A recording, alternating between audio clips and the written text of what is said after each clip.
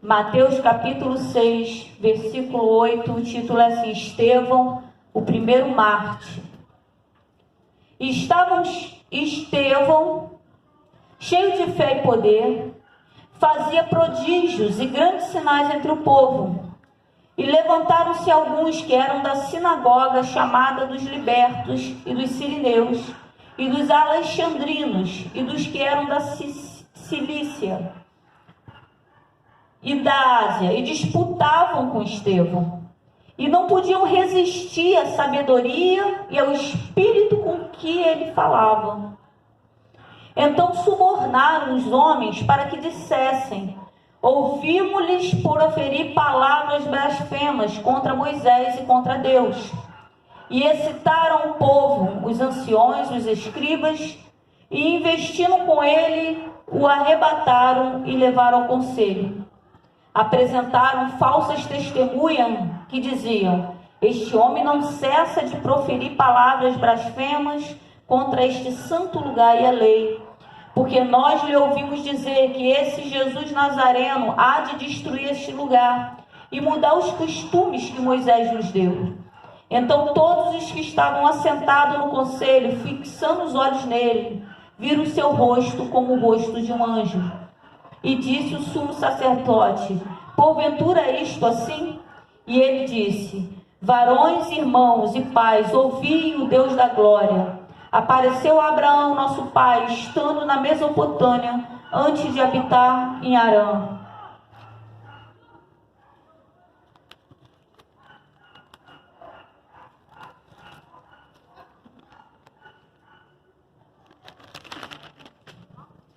Pula por 54. E ouvindo ele isto, enfureciam-se em seu coração e rangiam os dentes contra ele.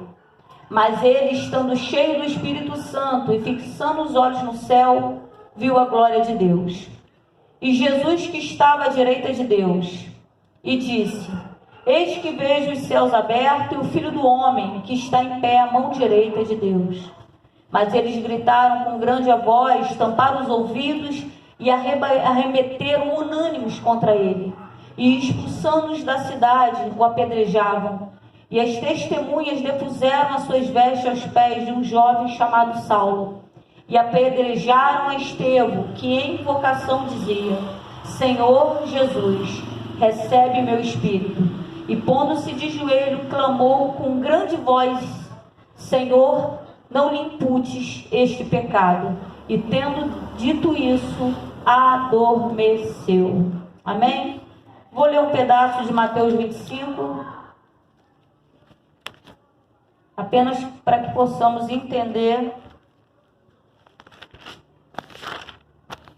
Eu estou um pouco cansada, por isso eu estou um pouco lenta. Eu já sou lenta, né? Cansado, fico mais lenta ainda. Mateus 25,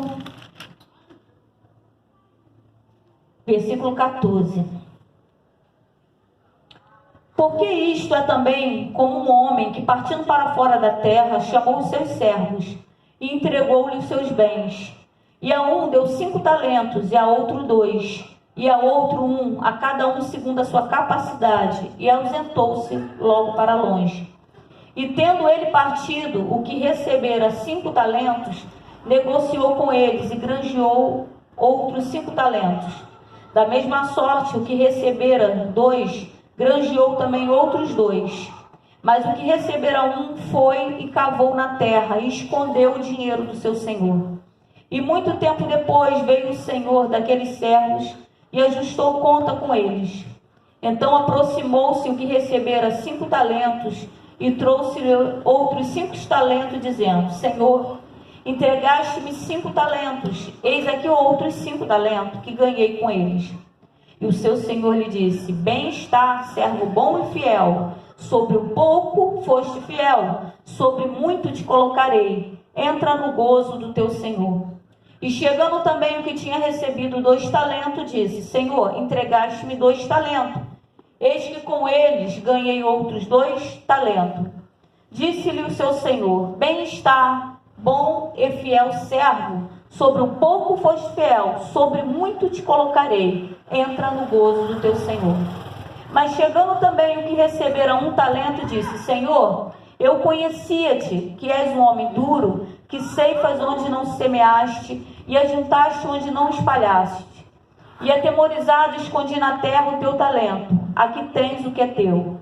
Respondendo, porém, o seu senhor disse-lhe: mau e negligente servo, sabes que ceifo onde não semeei, e ajunto onde não espalhei. Devias então ter dado todo o meu dinheiro aos banqueiros, e quando eu viesse receberia, que é meu, com juros. Tira-lhe, pois, o talento e dai-o a quem tem os 10 talentos. Porque a qualquer que tiver será dado, e terá em abundância. Mas o que não tiver, até o que se tem, ser-lhe-á tirado. Lançai, pois, o servo inútil nas trevas exteriores. Ali haverá pranto e ranger de dentes. Amém? Vou ler mais uma passagem. Vocês leiam depois, está em Marcos 11, versículo 12. E no dia seguinte, quando saíram de Betânia, teve fome. Vendo de longe uma figueira que tinha folhas, foi ver se nela acharia alguma coisa. E chegando a ela, não achou senão folhas, porque não era tempo de figo. E Jesus falando disse à figueira: nunca mais coma alguém fruto de ti. E os seus discípulos ouviram isso. Amém? Palavra que o Senhor me deu em 3 passagens da Bíblia, né? Em Atos 6, onde fala do mártir Estevão, o primeiro mártir. Estevão, a palavra fala que Estevão, ele estava tão cheio da presença de Deus, tão cheio da presença de Deus, que por inveja começaram a persegui-lo e a matar. Arrumaram falsas testemunhas para falar contra ele. E ali estava Estevão. E um monte de homem ali questionando ele. Quanto mais Estevão falavam, que é onde eu comecei a falar e pulou até os 54, lá embaixo ele ainda estava falando. Estevão estava falando de Deus, pregando o Evangelho. Quanto mais falavam para ele se calar, mais ele falava. E preste atenção como ele falou. Viramos folha da Bíblia e lá estava Estevão insistindo em pregar toda a intimidade que agora ele tinha com Deus. E a palavra fala que quanto mais ele pregava sobre Deus, mais o rosto dele resplandecia. Olharam para Estevão e viram ele como se fosse um anjo, porque na verdade eles estavam vendo a glória de Deus. Mas a inveja começou a subir de uma tal maneira que eles pegaram pedra e começaram a apedrejar Estevão. Mas é interessante que enquanto Estevão estava sendo apedrejado, ele olhou para o céu e ele viu Jesus sentado à direita de Deus e via a glória de Deus no céu. As pedras estavam batendo nele, batendo na cabeça, batendo no olho. O sangue começou a jorrar. E ele observava Deus, ele observava aquele Jesus, ele observava Deus sentado no seu trono. A palavra fala que só podemos ver a face de Deus quando morrermos, Maria. E Estevão agora estava vendo a face de Deus. Estevão já não estava 100% na terra. Estevão já não estava sentindo a pedrada. Porque enquanto apedrejavam ele, olhava ele. Só que Estevão começou a sentir que a morte estava chegando. E Estevão faz uma oração: Senhor, não lhe imputes esse pecado. Nós vemos essa frase também quando Jesus é crucificado, que estão lá maltratando ele. Um pouco antes de morrer, ele fala assim: Pai, perdoa-lhes, porque eles não sabem o que fazes. Jesus está morrendo, sentindo que a parte humana dele está deixando de existir. Estevão está morrendo, está sentindo que a parte humana dele não está ali. Mas os dois ainda estão em comunhão com Deus. Os dois têm algo em comum. Eles estavam pregando o reino de Deus. A palavra que Deus me deu a semana passada é: todo aquele que tem certeza que o céu existe, que o inferno existe, ele vai morrer, mas ele não vai parar de pregar o Evangelho. Ele não vai amaldiçoar os seus inimigos. Ele não vai. Uma coisa que eu aprendi com Deus é que um homem e uma mulher cheio da presença de Deus, o diabo não toca. Está na Bíblia. O maligno não toca. É o que está escrito, Maria. Mas outro ser humano pode sim. Pode vir aqui um ser humano, vir aqui e me dar um socão e eu cair. Pode. Demônio não. Demônio não pode tocar. Se estou cheio da presença de Deus, demônio não toca. Mas o ser humano, sim. Um ser humano pode. Prova disso é que Estevão morreu apedrado. Segunda coisa que eu aprendi com Deus é: um servo do Senhor, ele só morre no dia determinado por Deus. Ninguém, ser humano nenhum na face da terra, tem o poder de tirar a vida de alguém se não for permissão de Deus. Deus tem que permitir. Então nós morremos no dia e na hora exata que Deus determinou. Muitas vezes falam assim: morreu de bala perdida, foi atropelado. Sim, foi a sequência, a consequência de como morreu, mas no dia e na hora determinada. A palavra de Deus volta a palavra de Deus para a parábola dos 10 talentos. Aqui tem um homem que ele pega por 3 servos. Deus me deu essa palavra. Deus falou que aquele, há alguns anos atrás, aquele que agora tinha 5 e ele produziu mais 5 e ficou com 10, um dia ele teve um dom, Maria. Estamos falando de dons espirituais. Um dia Deus deu um dom para ele, mas ele não enterrou esse talento, ele fez prosperar. Então de 1 ele foi para 2, e de 2 ele foi para 5, e de 5 ele foi para 10. Tem muita gente orando, pedindo dons a Deus, mas está enterrando o talento. Deus passa aqui em Marcos por uma figueira. Não é tempo de figo. Não é, Maria, tempo de figo. Mas só que Jesus está com fome. Não sabemos nem o dia, nem a hora em que Jesus vai aparecer para nós. E a palavra fala que Jesus passa pelaquela figueira. Ele está com fome.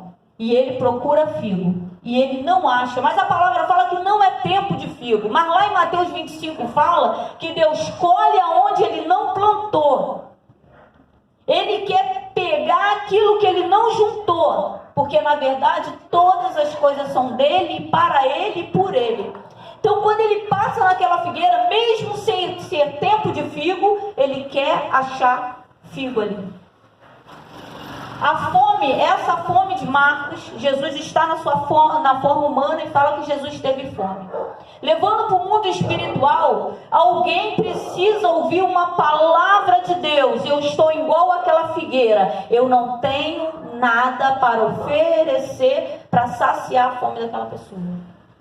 Ontem foi feito um comentário, as meninas e as Diana brincando, jogando, né? Aí começaram a dizer: fulano morreu, e Yasmin fingindo que estava chorando, mas era no jogo. E eu e a Ana Paula se assustamos. A Ana Paula se assustou primeiro, porque deram um nome, né? A Felipe, né? Felipe morreu. E a Ana Paula se assustou, porque Yasmin com o olho vermelho, parecia que estava chorando. E eu, o que foi? Tia, Felipe morreu. E a gente ia dar uns cascudos nas duas. Por quê? A Ana Paula ficou olhando de cara feia, mas eu falei, se vocês soubessem a quantidade de jovens que têm se matado, vocês não iam brincar assim.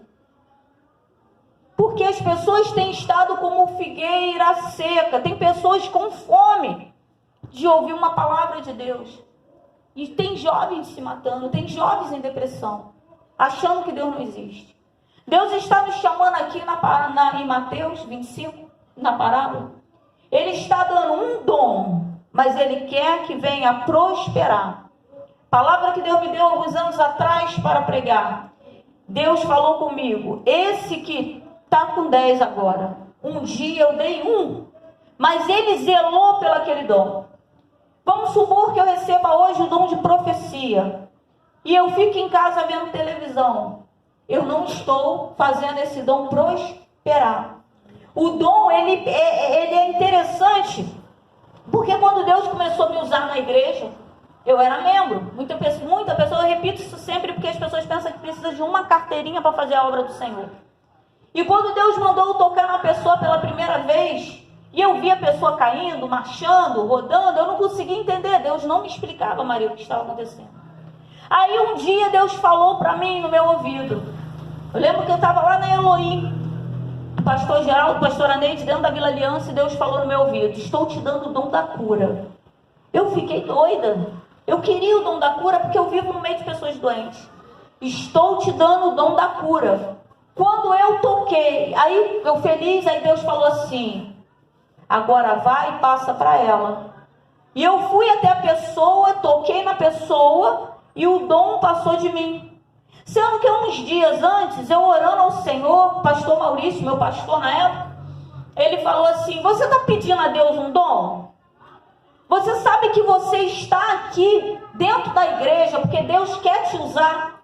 Aqui você vai receber ferramentas, roupas, armas, tudo que é necessário para ir para fora. A igreja, ela tem que fazer o ID. Ela aqui é como se fosse um hospital, é como se fosse um forte. Aqui estão os soldados, aqui a gente cura nossas feridas, aqui a gente coloca uma armadura nova, como lá no exército, lava o uniforme, bota para secar, passa, veste de novo, tudo limpinho, mas a gente tem que ir para fora.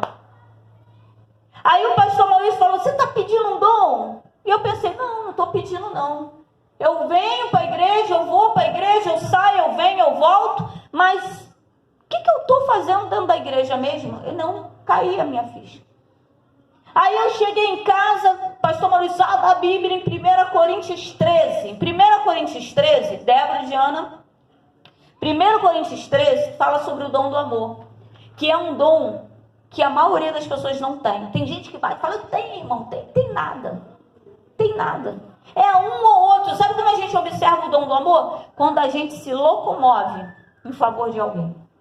Porque quando a gente ouve falar que a pessoa está ruim, mas não sai nem do lugar, é sinal que a gente até fala que tem um dom do amor, mas a gente não produz fruto. Porque todo dom tem que produzir fruto. E no 1 Coríntios 14, lá tem uma relação de dons e ministérios. E eu olhando aquilo ali, e eu fiquei pensando: qual é o melhor? Nem passou pela minha cabeça que Deus pudesse dar mais de um talento para alguém. Para mim, Maria, era só um talento. Então eu ia pedir a Deus um talento, mas qual? E eu orando, eu falei: Senhor, qual desses dons é melhor para ajudar as pessoas? Né? Já que eu vou pedir um dom, tem que ser um dom útil, que possa ser usado para ajudar as pessoas. E eu ali orando, eu orei e da minha boca saiu assim, brincando, né? Mas hoje eu entendo que foi o próprio Deus que botou na minha boca: Senhor, me dá o dom do cano.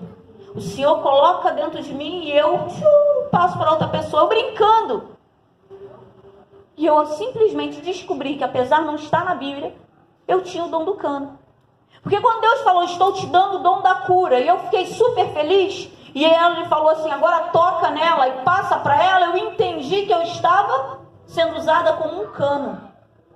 Nós somos um cano do Senhor. Toda vez que nós chegamos na igreja, nós somos cheios da presença de Deus, mas esses dons, essa presença de Deus, ela não pode ser colocada embaixo de um sofá, onde não podemos pegar uma lâmpada e escondê-la embaixo de alguma coisa. A luz, ela foi feita para estar no alto e iluminar o ambiente.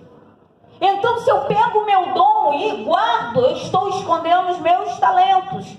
E talento é para ser colocado no lugar bem alto para iluminar o ambiente. E tem mais. A matemática de Deus, ela é muito doida. Quanto mais eu dou, mais eu recebo. Eu achava, Gabriel, que quando eu tocasse na pessoa, a pessoa recebeu o dom da cura, eu fiquei vazia. Mas não. Eu comecei a perceber que quanto mais eu fazia a obra do Senhor, quanto mais eu estava na igreja obedecendo ao Senhor, quanto mais eu buscava ser cheia, Deus foi me dando mais talentos. Ou seja, eu não enterrei um talento, que era o dom da cura. Daqui a pouco eu estava entregando profecia. Para mim foi um espanto dela. Porque vinha na minha mente, eu ficava olhando para a cara da pessoa e vinha aquele negócio nítido. E eu ficava agoniada para falar aquilo. Aí eu não falava. E eu lembro até hoje, meu amigo Fernando Nathaniel, homem de Deus. Lembra dele, Maria? Lembra? A gente já sabia que ele estava lá porque a língua dele era bem estranha mesmo. Né? Era língua estranha mesmo. E aí o Fernando saía e falava: varoa, Deus manda te dizer. Eu falei: gente, era exatamente o que estava no meu pensamento para dizer. E aquilo começou a me chamar a atenção. Aí eu entendi que Deus estava falando comigo para eu entregar. Mas havia dúvidas em mim ainda se era Deus ou se era eu, porque eu ainda não estava cheia da presença de Deus. Ou seja, se eu sou um vaso do Senhor, eu não posso ficar com 2 dedinhos de azeite. Eu preciso buscar transbordar. Ontem teve um culto jovem aqui, e eu glorifico a Deus. Esses jovens, eles não vieram da Penha de Olaria fazer um culto aqui de qualquer jeito, de qualquer maneira. Eles oraram, eles jejuaram, eles buscaram a palavra. Imagina abrir um jejum por um culto e pelas nossas vidas. Porque todo servo do Senhor, quando vai fazer um culto, ele tem que orar e jejuar pela vida da qual ele vai administrar a palavra. Por isso estava forte a presença de Deus. Quanto mais cheio da presença de Deus, mais louco vocês vão ficar. Eu era muito tímida. Outro dia o Gabriel chegou aqui, eu estava louvando e estava dançando sozinha, não estava? Eu estava me segurando para não falar em línguas. Eu estava esperando eles para o ensaio, Maria. Só que eu comecei a louvar e eu estava sentindo um calor e estava me travando. O Gabriel entrou e eu estava dançando. Você começa, a palavra fala que Estevão estava tão cheio que ele estava vendo Deus face a face. Quando Deus passa pela figueira e fala, seca-te, que em outra passagem ele usa essa expressão, seca-te. Ele está amaldiçoando. Sabe o que Deus está falando hoje? Eu capacitei a figueira para dar figos, eu quero encontrar figo no tempo e fora de tempo. A figueira não sabia o dia que Jesus ia chegar, mas Jesus sabia que estava indo, e é isso que Deus fala, que nós devemos vigiar e orar, porque não sabemos quando o Filho do Homem vai vir. Não sabemos. Precisamos ser cheios da presença de Deus, porque os dias são maus. Uma das armas de Satanás é fingir que ele não está no ambiente. Uma das armas de Satanás é deixar você tranquilo. Eu lembro que minha mãe falava, aceita Jesus, e está minha mãe falando, mas minha vida estava tão tranquila. Meu casamento estava bem com o pai deles. Minha vida financeira estava bem. Eu estava trabalhando. Meu casamento era estável. Estava todo mundo com saúde. Para que eu vou aceitar Jesus? Aí veio um vento, Gabriel. Dia 17 de novembro de 2000. Eu lembro essa data até hoje. Todas as áreas da minha vida foi numa pancada tão grande que em abril eu fiz uma oração. Porque não vem. Quando vem para derrubar. Passou novembro, dezembro, janeiro, fevereiro, março. Em abril eu falei com Deus, Deus! Eu cheguei, já estava vivendo o meu processo de Jó. O que está acontecendo? O diabo ele só pode tocar, para começar, por permissão de Deus. Só que Deus já estava me avisando, ó. Eu quero figo. Te chamei para figueira, eu quero figo. Te chamei para dar fruto, eu quero fruto. Eu colho aonde não plantei e pego aonde eu não ajuntei. Eu quero figo. E eu fui dando corda. Minha mãe já estava falando. Enquanto tem alguém orando para a gente aceitar Jesus, toda a palavra que Deus me deu, todo aquele que sabe que o inferno existe, que o céu existe, ele vai pregar o evangelho em tempo e fora de tempo. Eu não ganho R$1 para estar pregando o evangelho para ninguém. Sei, glorifico a Deus que tem pastores que vivem da obra, né? Porque é necessário que eu vejo por aí. Eu estou exausta. Porque, como a Maria falou hoje, estava cansada, né, Maria? Ontem, nós trabalhamos, né, Maria? O dia inteiro. Então, quando chega às vezes de noite, a gente está cansado. E não tem como fazer um culto sem ter uma vida de oração. Não tem como louvar sem ter uma vida de oração. Se eu vier para cá cantar e eu não tiver orado, parece que o negócio não flui. Eu preciso ter uma vida de oração, preciso ter comunhão para poder fluir. Se eu não quiser que venha fluir a minha carne, se eu quiser que venha fluir o Espírito Santo, eu preciso atrair o Espírito Santo para mim, como os jovens que fizeram o culto ontem, para que chegue até vocês. O Júnior reabriu a igreja, o Ministério Oliveira. Lá é cheio de macumbeira fazendo obra de feitiçaria para fechar a igreja. Imagina dirigir uma igreja embaixo de obra de feitiçaria, o diabo levantando para tudo quanto é lado. E eu glorifico que lá, Gabriel, é boca de fumo, é dentro da comunidade, para tudo quanto é lado. Quando os meninos entram, eles aceitam Jesus, eles manifestam, a gente repreende o demônio sai. A maioria aceita Jesus. Tem muita gente largando as armas e trocando pela Bíblia. Porque tem igrejas onde o pastor busca a presença de Deus. O Júnior ficou dentro da igreja de jejum. Pela igreja e pelas almas que iam entrar. Para fazer um culto, eu tenho que orar e jejuar pela vida de vocês, para que vocês fiquem embaixo de uma proteção espiritual. Deus tem nos chamado para dar frutos em tempo e fora de tempo. Na parábola de Mateus 25, Deus chama de servo inútil, aquele que ele deu um. Aí o que fez? Não, fiquei com medo. Imagina que Deus dá o dom de repreender o demônio. Ai, eu estou com medo. Vou expulsar não. Tenho dom, tenho autoridade, mas eu não vou usar. A palavra de Deus fala, olha o que Jesus fala. Aquele que comigo não ajunta, espalha. Sabe o que Deus está falando? Aquele que eu chamei para fazer a obra, quando ele não faz, ele está sendo contra mim. Ele está espalhando. Quando eu me recuso a fazer aquilo que Deus mandou, aquilo que Deus colocou na minha mão, os talentos que Deus me deu, eu estou espalhando, eu não estou servindo ao Senhor. É forte. Somos obrigados? Não. Em Tiago fala assim, alguém fala assim, a fé sem obras, ela é morta. E Tiago fala, me mostra a tua fé sem as obras, e eu te mostro as minhas obras pela fé. Eu estou aqui pregando, sem ganhar R$1, porque eu acredito que o inferno existe. E eu preciso saquear o inferno, eu preciso tirar. Eu preciso que as pessoas tenham a mesma experiência. Ontem foi falado aqui, jovens com dons de repreender demônio. Deus não escolhe por idade não, sabia? Não tem nada a ver com jovem, tem nada a ver com velho.